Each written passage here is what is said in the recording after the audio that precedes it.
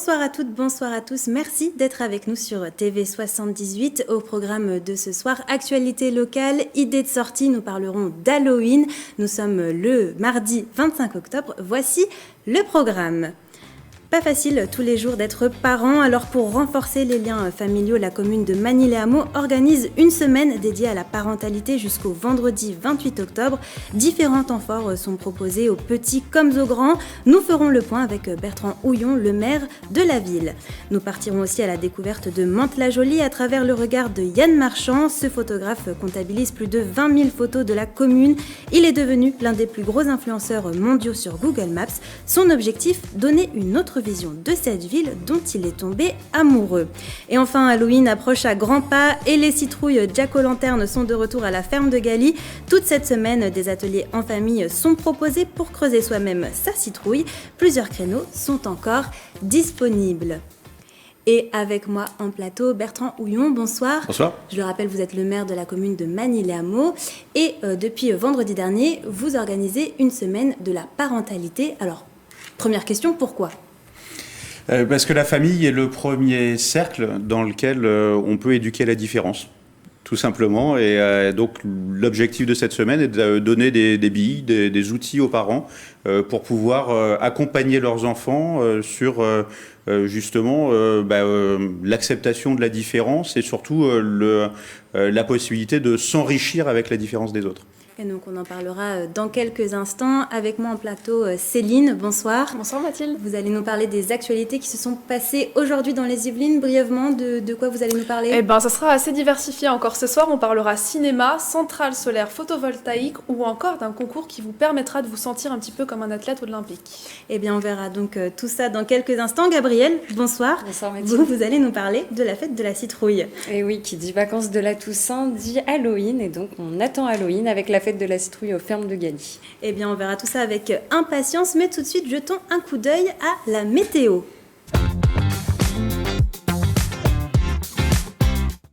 Demain matin, dans les Yvelines, il fera beau. Prévoyez un grand soleil à Versailles et Rambouillet. Au niveau des températures, il fera toujours très très doux avec 15 degrés à Mantes-la-Jolie, Oudan et Versailles. À Rambouillet, il fera 14 degrés. Demain après-midi, le soleil sera toujours bien présent dans toutes les Yvelines avec des températures très agréables. Il fera 20 degrés à Oudan et 21 degrés à Mantes-la-Jolie, Versailles et Rambouillet. Et demain, nous fêterons la Saint-Dimitri. Nous allons faire maintenant le point sur l'actualité dans les Yvelines avec Céline.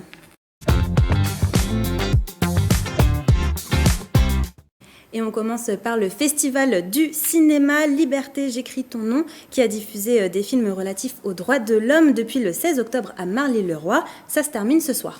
Oui Mathilde, c'est ce soir que ce festival de cinéma qui se déroule au cinéma Le Fontenelle à Marly-le-Roi se termine. Il était consacré au thème de la liberté d'expression. Dernier film projeté ce soir à 20h15, Les Engagés d'Émilie Frêche, avec notamment Benjamin Laverne.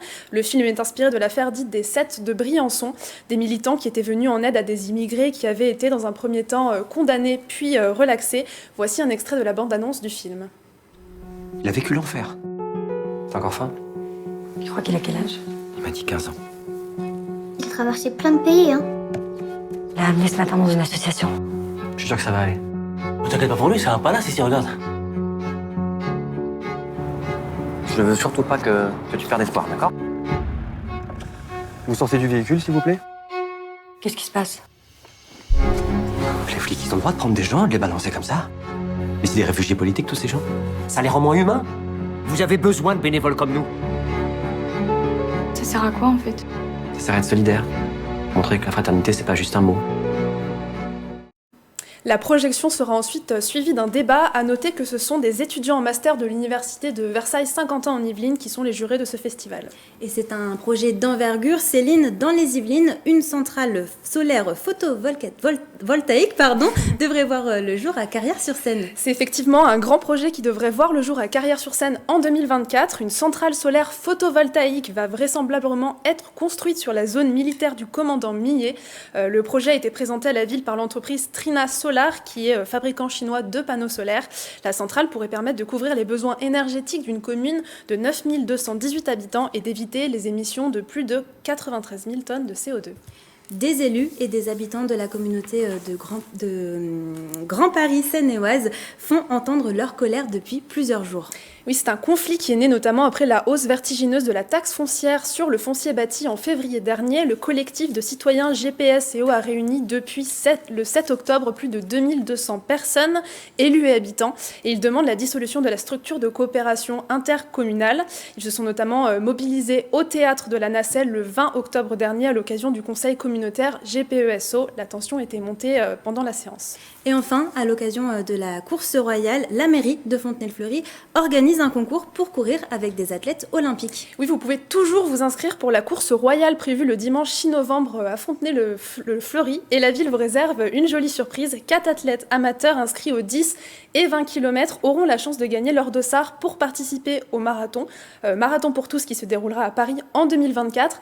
Ils emprunteront le même parcours que le marathon olympique sur les 10 premiers kilomètres de l'épreuve dans les mêmes conditions et le même jour que les athlètes olympiques. Une jolie surprise que vous pouvez retrouver plus d'informations sur le site courseroyale.fr.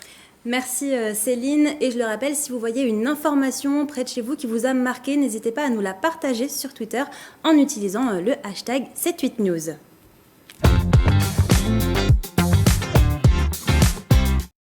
Et nous en parlions tout à l'heure avec Bertrand Houillon. Vous organisez toute cette semaine une semaine de la parentalité et elle est axée autour du handicap. Alors pourquoi ce choix ?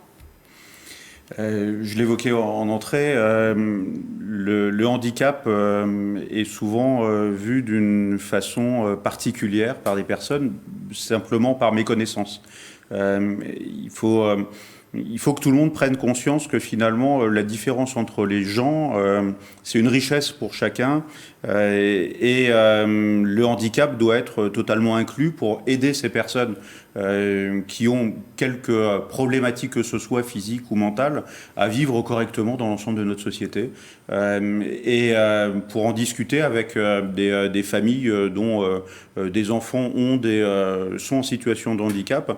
C'est aussi des bonheurs pour la famille, des victoires aussi parfois par rapport à certaines maladies et tout ça.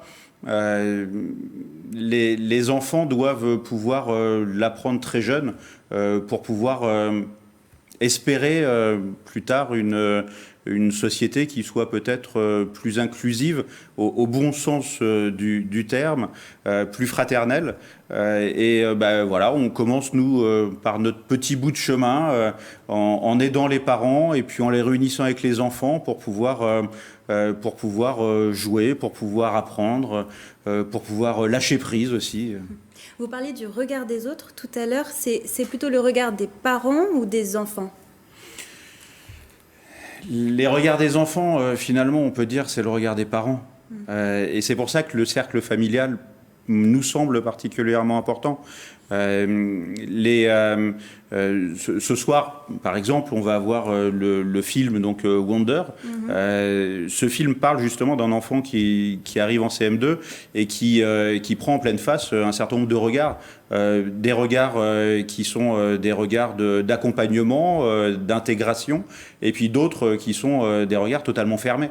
Et bien c'est toute cette diversité malheureusement de notre société, et c'est face à ces regards fermés qu'il faut avoir un système éducatif qui puisse finalement un petit peu ouvrir l'esprit et faire comprendre que une différence c'est pas grave quoi.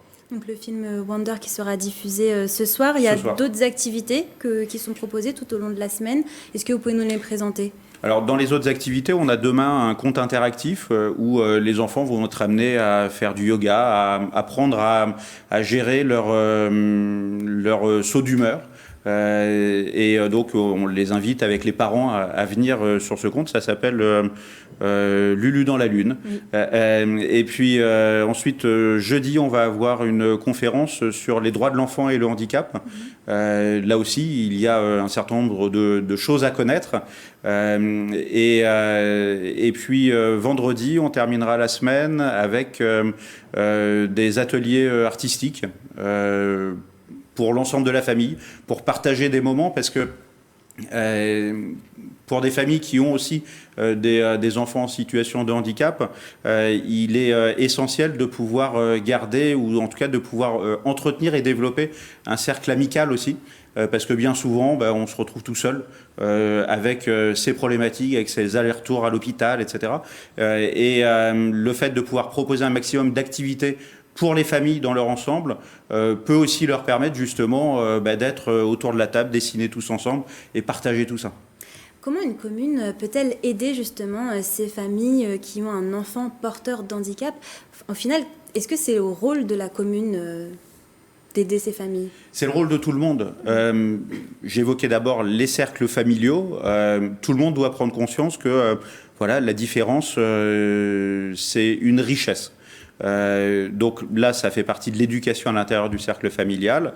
Ensuite, la commune doit pouvoir, d'abord dans ses aménagements, permettre finalement la mobilité de tout le monde le mieux possible, l'accès aux services publics pour tout le monde le mieux possible, et d'ailleurs qu'on soit en situation de handicap ou pas.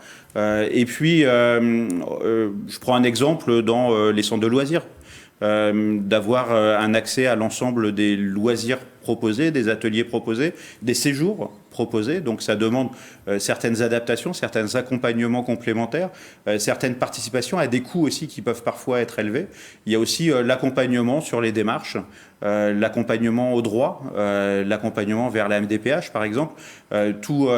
Parfois c'est un chemin du combattant pour des familles, et donc là-dessus, les collectivités peuvent accompagner. Peuvent aider, oui.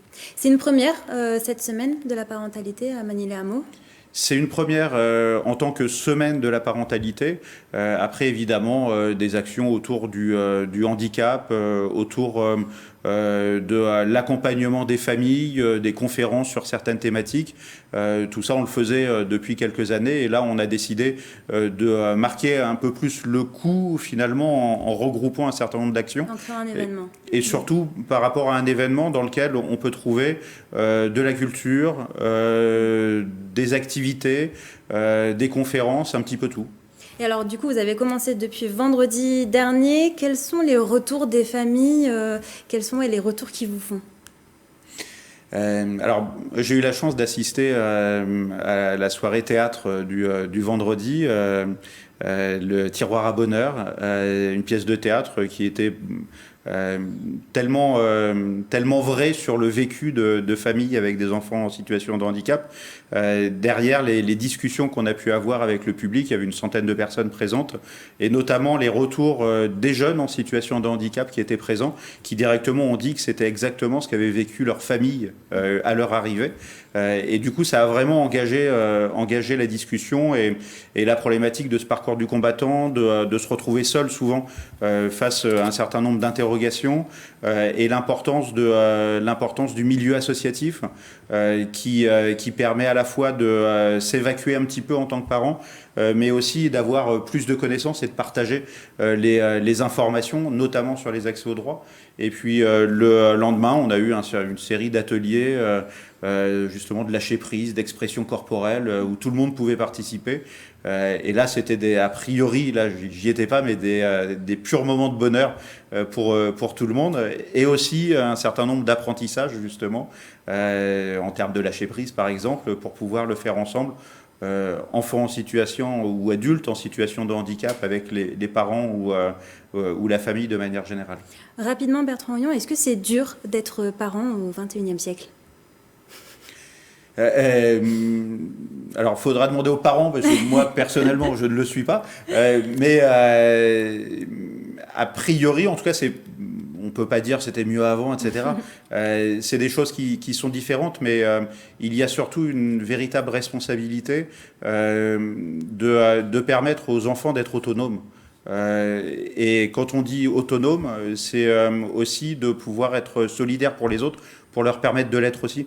En ce moment, j'emploie souvent ce terme de serrer les coudes dans les différentes crises qu'on traverse, mais c'est peut-être cet apprentissage-là qui est le plus compliqué et qui sera le plus salvateur pour les générations futures. Et là, c'est clairement la responsabilité des parents. Eh bien, merci beaucoup Bertrand Oyon. Je le rappelle, vous êtes le maire de la commune de Magny-les-Hameaux. Vous pouvez retrouver toutes les informations et l'agenda complet sur le site de magny-les-hameaux.fr. Merci d'être venu avec nous en plateau. Merci. 5,7 millions, c'est le montant que la caisse d'allocation familiale des Yvelines a perdu en 2021 à cause de la fraude. Pour remédier à ce problème, la CAF des Yvelines met en œuvre plusieurs actions. Regardez.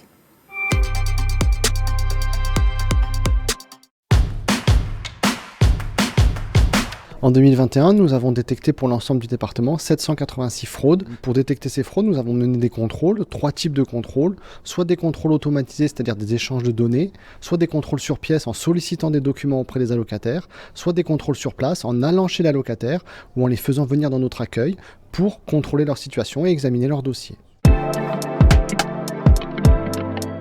Alors, les prestations qui sont les plus complexes, ce sont le RSA et la prime pour l'activité, parce qu'il y a beaucoup effectivement de changements par rapport aux situations, aux ressources, et c'est là où il peut y avoir le plus d'erreurs et parfois aussi le plus de fraude. Il faut bien différencier une erreur qui est de bonne foi et une situation de fraude où il y a effectivement intention de frauder et de percevoir indûment des ressources. La sanction, c'est principalement une pénalité financière à rembourser en plus de l'indu, et ça peut aller jusqu'à une sanction pénale en déposant plainte auprès du tribunal. Soit un recouvrement amiable, c'est-à-dire qu'on contacte l'allocataire et spontanément il nous rembourse, soit un recouvrement forcé chez nous et ensuite chez l'huissier, c'est-à-dire qu'on transmet les dossiers à l'huissier pour effectivement mettre en place ce recouvrement forcé et forcer les allocataires à rembourser les sommes. Notre objectif, c'est de recouvrer 100% des sommes pour effectivement avoir une bonne gestion des fonds publics par rapport à ces situations d'indu ou de fraude. Une rencontre à présent, Ben Kader Diomande fait du cheval tout en ayant une déficience visuelle. Il est devenu cavalier il y a 2 ans aux écuries du château à Plaisir. Julien Leroy est allé à sa rencontre.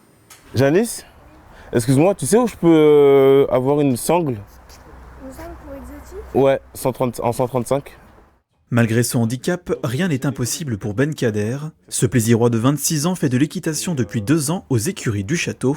Déficient visuel à 80%, le jeune homme a dû renoncer à son métier de militaire dans la cavalerie. Venir au centre équestre lui permet de se ressourcer. Lorsque je suis à cheval, je ne me base pas du tout sur ma vue, mais vraiment sur mon ressenti. Et ça me permet d'oublier en quelque sorte mon handicap, dans le sens où ça me permet de m'évader. Le cavalier brosse, cure les pieds et applique des soins à son cheval nommé Exotique de manière autonome. Ces moments permettent de gagner la confiance de l'animal qu'il côtoie depuis quelques semaines seulement. Ça lui fait du bien, donc j'en profite et c'est un moment de détente qu'on partage tous les deux. Donc il se fait beau, je le fais beau. Mon but en tout cas, c'est d'avoir une équitation classique comme une personne voyante et évoluer comme une personne voyante et être autonome à 100%. Je le dis, ce ne sera pas possible, mais un maximum d'autonomie. Une fois sur la selle, direction la carrière. Pendant ses entraînements, Ben Kader travaille sur les différentes allures du cheval et pratique les sauts d'obstacles. Son instructeur Raoul vient l'assister grâce à des boîtiers appelés Sea Coach, un système permettant aux 2 hommes de communiquer à distance. Un peu plus à droite. Ouais. Et maintenant, pression de jambe, à droite, en équilibre. Là, tu étais complètement en biais. Je me suis rendu compte que sa progression, en fait, elle allait beaucoup plus vite que sur un cavalier normal. Parce qu'en équitation, la vue est un ennemi au début. Parce que les yeux prennent le relais sur les parties du corps qui sont censées, en fin de compte, fonctionner par sensation. Je pense que depuis qu'on a commencé à travailler ensemble avec Ben, je crois que le mot impossible, ça a été complètement banni de notre vocabulaire. Ben Kader compte poursuivre le développement de ses techniques équestres. Si son niveau le permet, il envisage même de participer ces prochaines années à des concours épiques. Et nous partons maintenant à la découverte de Mantes-la-Jolie avec vous Céline. Oui Mathilde, je suis allée à la rencontre de Yann Marchand. Alors il n'est pas photographe de profession, mais c'est un amoureux inconditionnel de la ville. Avec plusieurs milliers de photos de Mantes-la-Jolie, rien n'échappe à son objectif. Des photos qu'il partage ensuite à sa communauté via ses réseaux sociaux. Sa mission, donner un autre visage de la ville. Bonjour, je suis Yann Marchand, je suis mantais, je suis contributeur photo pour Google Maps. Voilà, ce qui me permet de faire découvrir ma ville sur les différents réseaux sociaux.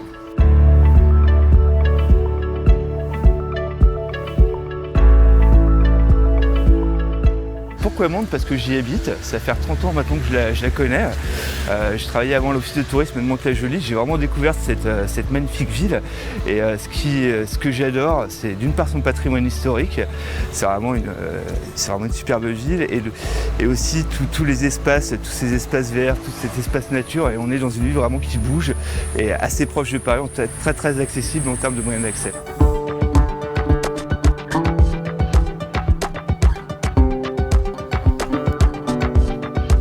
Une vidéo avec ce petit boîtier qui est un appareil photo 360 qui va permettre de filmer vraiment dans tous les sens. Donc on va voir l'intégralité de la collégiale et ensuite que je vais poster sur Google Maps. Comme ça les gens pourront au travers de la photo pouvoir se déplacer à droite à gauche. Et voilà, c'est dans la boîte. C'est vraiment l'emblème de Mantes, la collégiale. Alors il faut savoir qu'elle a été construite un petit peu avant Notre-Dame de Paris, qu'elle a apparemment servi de modèle aussi. Et c'est un endroit très très riche. Et puis on a une magnifique rosace qui est juste là, qui est une des plus anciennes de France. On va aller faire un petit tour au parc.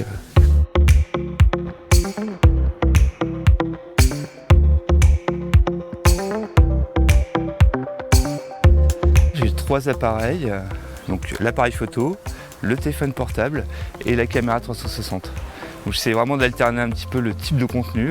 Voilà, l'appareil photo surtout pour les zooms parce que là je souhaite justement pouvoir récupérer quelques pièces de la collégiale Notre-Dame. Il y a une gargouille qui est juste en haut au niveau de la tour. Et je voulais justement pouvoir, on ne la voit pas très très bien et pouvoir justement permettre au travers de la photo de pouvoir la voir assez correctement. Ensuite, je l'ai posté sur Google Maps, voilà, avec différents lieux. Donc c'est ça que j'aime beaucoup sur cette plateforme, c'est qu'on a une plateforme en fin de compte qui va permettre de retrouver par lieu des photos et des fois qui peuvent être intemporelles. Vous pouvez avoir des photos très très vues qui vont durer pendant 4-5 ans et prendre tous les jours un peu différentes vues. Et vu que c'est une plateforme qui est très utilisée aussi en termes de GPS, très pratique pour les gens justement qui veulent découvrir la région. J'ai quelques photos assez originales en 360 degrés, parce que j'aime bien donner justement quelques petits effets, on appelle ça des effets de Tiny Planet. Voilà, aujourd'hui, et puis essayer aussi de prendre des choses que les gens ne voient pas, ce que je disais tout à l'heure, c'est de pouvoir prendre vraiment des points de détail. Si on a beaucoup sur Mantes, il faut des fois lever un peu les yeux et puis regarder.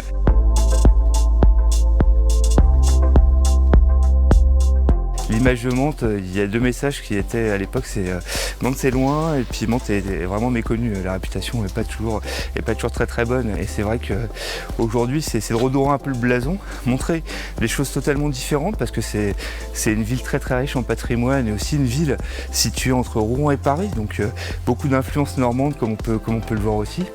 Et voilà, c'est vraiment de venir, de vraiment faire découvrir Mantes au plus grand monde possible.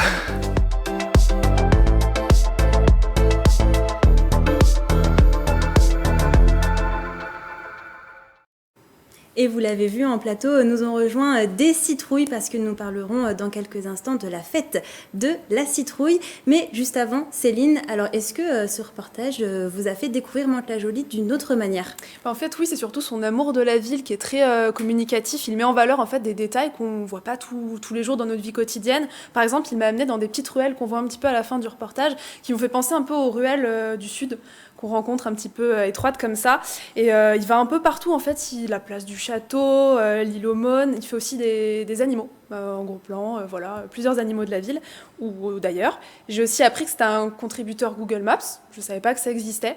Et par ailleurs aussi, il recense les boutiques qui n'existaient pas avant. Donc en fait, il regarde sur un petit peu les actualités de la ville pour voir quelle boutique arrive, quel commerce arrive. Il se rend sur place, il prend une photo et après il le met directement sur Google Maps. Voilà, je ne savais pas qu'on pouvait le faire comme ça en individuel. Bruno Gancel, bonsoir, vous nous avez rejoint en plateau. On va parler dans quelques instants de la fête de la citrouille. Est-ce que vous aimez Halloween, Gabrielle et Céline ? Une grande fan d'Halloween et vous le verrez dans le reportage, j'ai beaucoup aimé aller aux fermes de Galie. Eh bien, on en parlera dans quelques instants. Pour cette partie loisirs, c'est maintenant.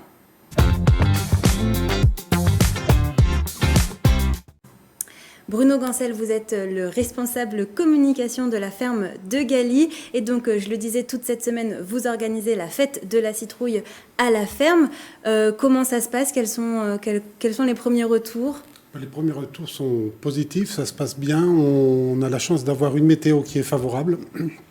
Et puis, une production de citrouilles sur la ferme qui a été bonne. On a beaucoup de citrouilles qui sont arrivées à maturité. Et les clients sont venus. C'est le 2e jour aujourd'hui que la fête de la citrouille se déroule. Ça se passe plutôt très bien. C'est pas une première, je crois, que vous organisez ces activités. Non, effectivement, la fête de la citrouille, c'est un grand classique aux fermes de Galie. Ça fait plus de 20 ans qu'on l'organise. Non, c'est un grand classique, c'est un rendez-vous que les gens attendent et on est là pour y répondre. Et Gabriel, vous avez eu la chance de participer à un des ateliers de découpage de citrouilles. Je vous propose de regarder tout de suite le reportage. Orange, verte ou jaune, elles sont près de 3000 cette semaine aux fermes de Galie à attendre d'être découpées. Pour célébrer l'incontournable fête de la citrouille, Halloween s'est invité à la ferme pédagogique.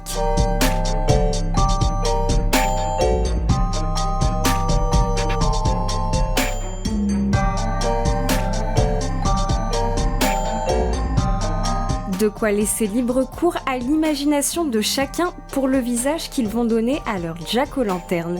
C'est d'ailleurs le cas de Timothée, venu en famille ce jour-là. Je vais faire des dents crochues avec des yeux qui font peur.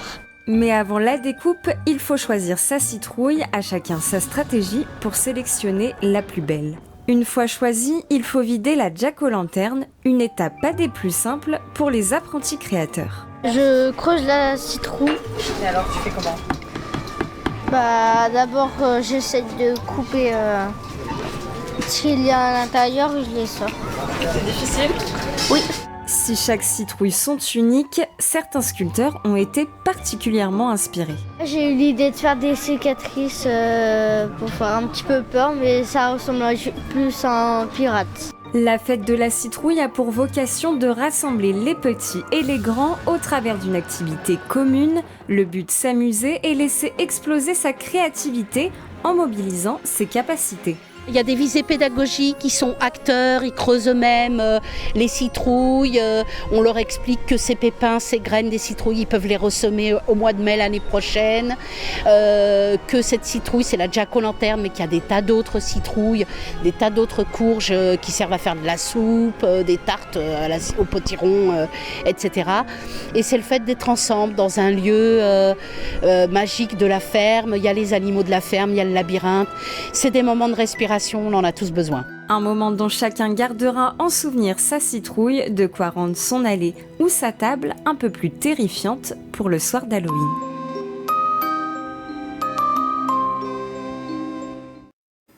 « 3000 citrouilles par semaine, c'est énorme, on l'entend dans le sujet, Bruno Gancel, surtout que ces citrouilles, en fait, elles sont récoltées à la ferme de Galie. Exactement, on produit plusieurs milliers de citrouilles, alors de tout type. Celles qu'on creuse, comme ça a été dit dans le sujet, ce sont des jack-o'-lanternes. C'est ces petites citrouilles plutôt un peu arrondies. Donc il y a eu une grosse production. Puis j'en ai ramené d'autres que je suis allé chercher tout à l'heure avant de venir ici. Il y en a celle-ci, d'autres qui sont un petit peu plus loin, qui sont des citrouilles comestibles qu'on trouve à la cueillette de Galie. Qui sont un peu moins connues du coup. Alors elles sont moins connues, effectivement, elles sont un peu moins connues. La petite très orange, là, c'est le potimarron. Celle qui est derrière, c'est la courge spaghetti. Celle-ci, c'est le bleu de Hongrie, le rouge vif d'étampes. Il y a une multitude de citrouilles. Mais celles qu'on creuse sont bien celles-ci, c'est la jack-o'-lanterne. Donc l'idée, c'est de sensibiliser aux différentes citrouilles. Elles ne sont pas que finalement oranges. Elles sont pas toutes oranges. Il y en a qui se mangent. Il y en a qui sont plutôt destinées à être creusées. Là, c'est la famille des cucurbitacées. C'est une grande famille qu'on fait découvrir aux jeunes qui viennent à la cueillette et à la ferme de Galie. Gabriel. Et justement, on l'a vu dans le reportage, le but c'est de passer un bon moment en famille, de faire une activité ensemble. Est-ce que c'est aussi de sensibiliser les jeunes à la nature, à l'alimentation, à des produits de saison finalement? Bien évidemment, c'est pour ça que la fête de la citrouille se fait maintenant, parce que c'est une des dernières productions de l'année. Donc, comme je le disais, il y a celle qu'on peut creuser, et puis il y a celle qu'on peut manger. Celle-ci, qui est une toute petite citrouille, qui est ce qu'on appelle un patidou, qui est une citrouille peu connue, mais qui est très bonne. Celle-ci, qui est bleue à l'extérieur, à l'intérieur, elle est orange vif, elle est excellente, super parfumée. On peut faire plein de choses, plein de plats différents. Puis j'ai ramené également ces produits-là, qui sont des coloquintes, qui sont de la famille des cucurbitacées, la même famille que la citrouille. Celles-ci ne se mangent pas, elles sont purement décoratives. Donc effectivement, en venant à la fête de la citrouille, on va faire bien sûr des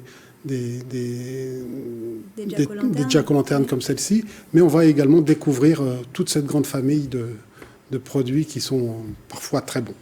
C'est important, Halloween, pour la ferme de Galie, ça représente une fête, un rendez-vous? Oui, c'est un moment important parce qu'on accueille beaucoup de monde et comme l'expliquait Laurence dans le reportage, on essaye vraiment de créer des moments de partage, de rencontre, donc c'est un moment de convivialité important.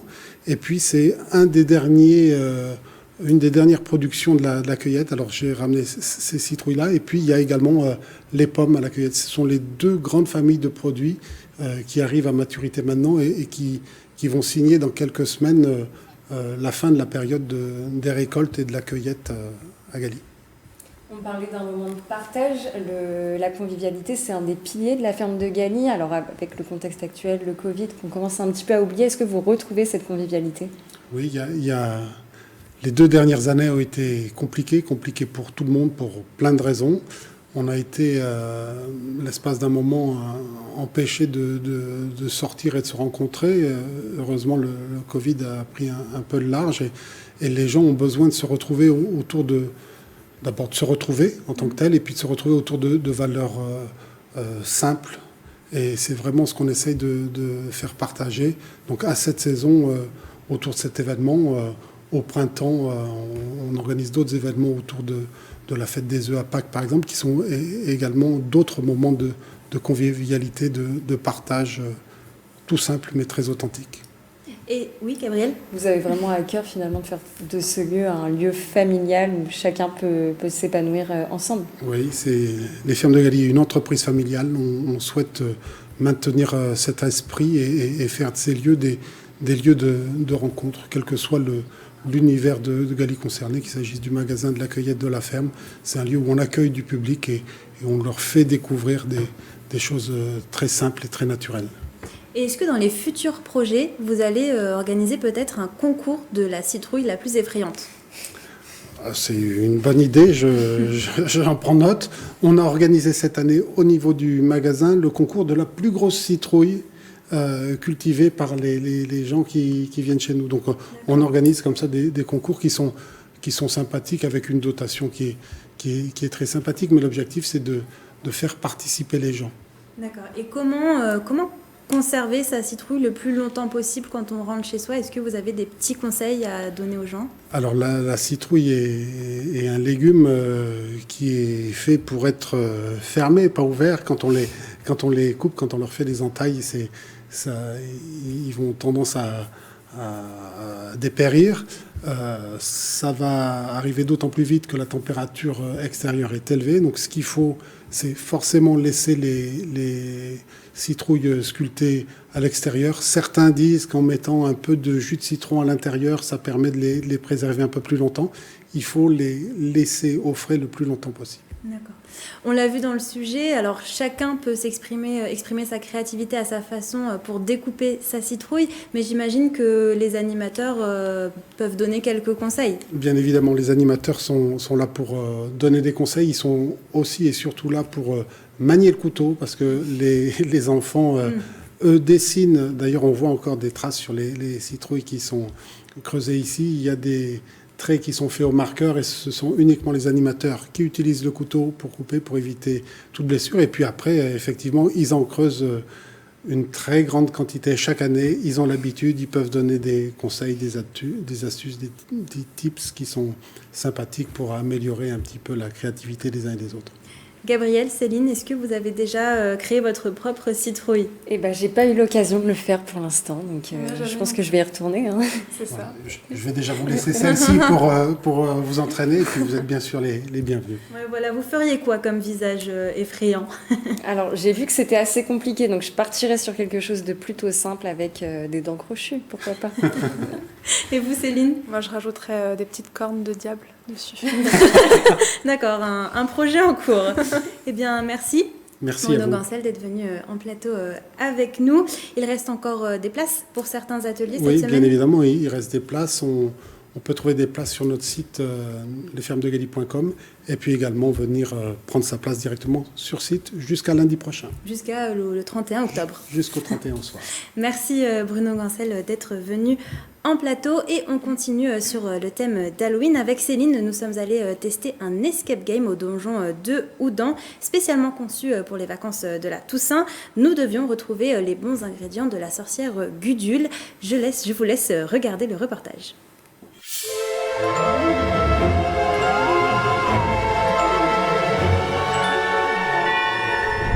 Aujourd'hui avec Céline, on vous propose de découvrir un nouvel escape game au donjon de Houdan. Il y en a 2 et ils ont été spécialement conçus pour les fêtes de la Toussaint. Et alors Céline, t'es prête? J'ai un peu peur, je suis pas très forte avec les énigmes, les devinettes, et toi? Bah on va voir, hein. On va faire ce qu'on peut. On va voir ce que ça va donner. Allez, c'est parti.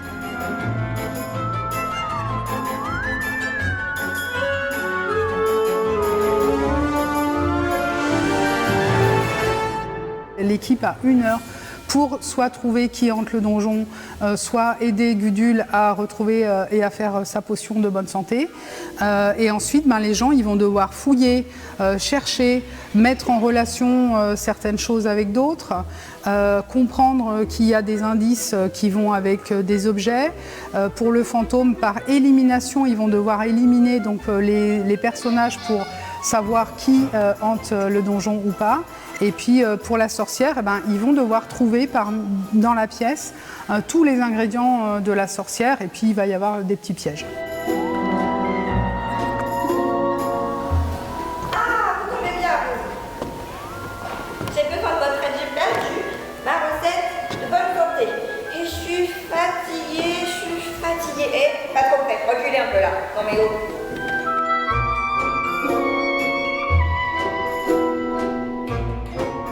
Super moment, 1 heure où on ne voit pas le temps passer. Franchement, une belle découverte. Je suis très contente de l'avoir fait. C'est avec une sorcière, donc c'est dans le thème d'Halloween. Il y a des potions, il y a tout un tas de trucs en lien avec Halloween.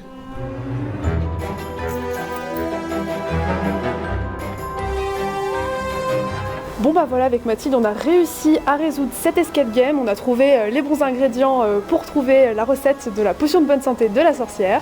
C'est un escape game plutôt chouette en fait à faire. On s'est bien amusé. C'est plutôt accessible pour les familles. Vraiment à partir de 8 ans, c'est faisable. Donc maintenant, à eux de jouer, Céline, hein. On leur souhaite bonne chance.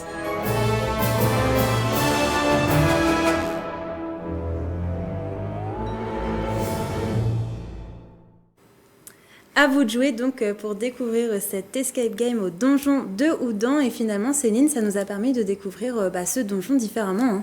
Hein. C'est vrai que ça nous a donné envie de faire tous les escape games qu'ils peuvent proposer. Ils en proposent aussi, je crois, l'année dernière, ils en ont proposé. Ils vont certainement en refaire aussi l'année prochaine. Moi, ce que j'ai beaucoup apprécié, c'est la sorcière. Parce que c'est vrai que c'est pas comme un maître du jeu habituel qui est avec son talkie-walkie nous parlait dans une autre salle derrière un ordinateur. C'est vraiment incarné, une mise en scène, quoi. Ça vous a donné envie de le faire? Ça donne envie, ouais. Oui. Vous en faites souvent des escape games? Moi j'en fais très souvent, oui. Mais j'essaie d'éviter l'horreur quand même. Donc c'est pas trop le thème du jour. Moi pas souvent finalement, donc à tester. À tester. Ouais. Et bien en tout cas, sachez que cet escape game sera retrouvé demain 26 octobre et samedi 29 octobre. Pour avoir une place, nous vous conseillons d'appeler directement le donjon de Houdan. Le numéro s'affiche juste en dessous. Et c'est bientôt la fin de cette émission, mais juste avant, je vous propose de jeter un coup d'œil à la météo.